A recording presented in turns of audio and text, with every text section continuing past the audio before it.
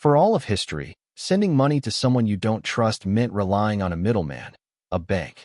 Crypto asks a radical question: what if you didn't need one? It starts with a problem that stumped computer scientists for decades. Anything digital can be copied. So what stops you from spending the same digital coin twice? Banks solve this by being the referee. Crypto's breakthrough was solving it with no referee at all. The answer is a shared record that everyone holds at once. Transactions are bundled into blocks. Each block is cryptographically chained to the one before it. Change anything in the past, and every block after it breaks, so tampering is obvious to everyone.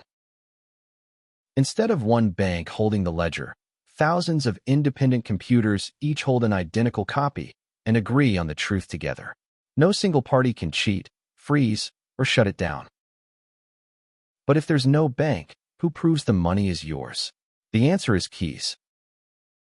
Your address is like an account number. Share it to receive funds. Your private key is the secret that controls those funds. And your seed phrase is the master backup to everything. This leads to crypto's golden rule: not your keys, not your coins. If a company holds your keys, you're trusting them like a bank. If you hold them, you are your own bank, total control and total responsibility. So what stops someone from just rewriting the ledger in their own favor? Most networks use proof of work. Computers burn real electricity to add each block.